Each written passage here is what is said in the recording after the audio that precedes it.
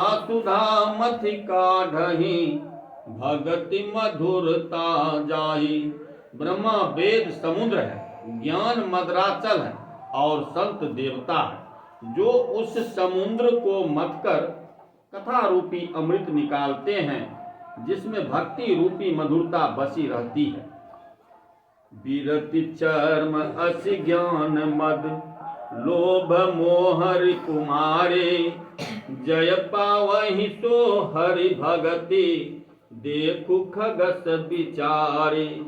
बैराग रूपी ढाल से अपने को बचाते हुए और ज्ञान रूपी तलवार से मद लाभ और मोह रूपी बैरियों को मारकर जो विजय प्राप्त करती है, वह हरि भक्ति ही है। हे पक्षीराज, इसे विचार कर देखिए। पुनि सो प्रेम बोलहु खगराए, जो कृपाल मोहि ऊपर भाऊ। नाथ मोहि निज सेवक जाने, सप्त सत मम कहूँ बखानी। पक्षीराज गरुड़ जी फिर प्रेम सहित बोले, हे कृपालु, यदि मुझ पर आपका प्रेम है तो हे नाथ, मुझे अपना सेवक जानकर मेरे 7 प्रश्नों के उत्तर बखान कर कहिए। प्रथम ही कहूँ नाथ मति धीरा, सबते दुर्लभ कवन शरीरा। बर दुख कवन कवन सुख भारे, सो संक्षेप ही कहूँ विचारे।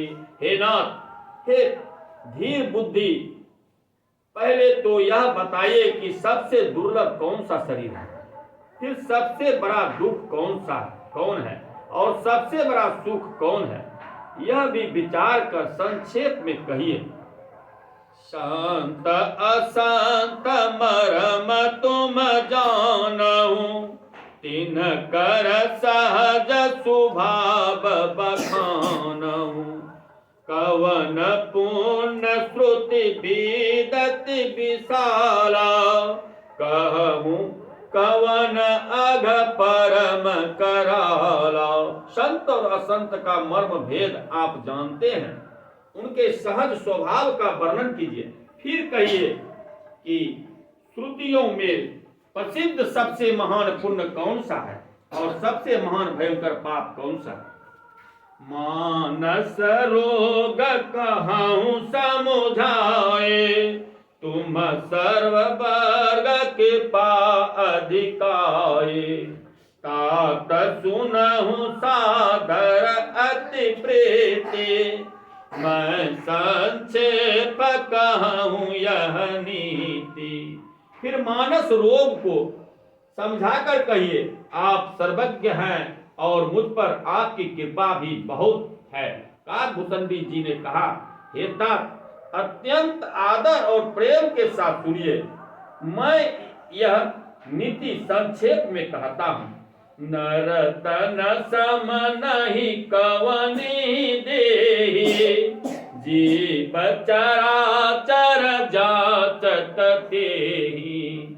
नरक स्वर्ग अपवर्ग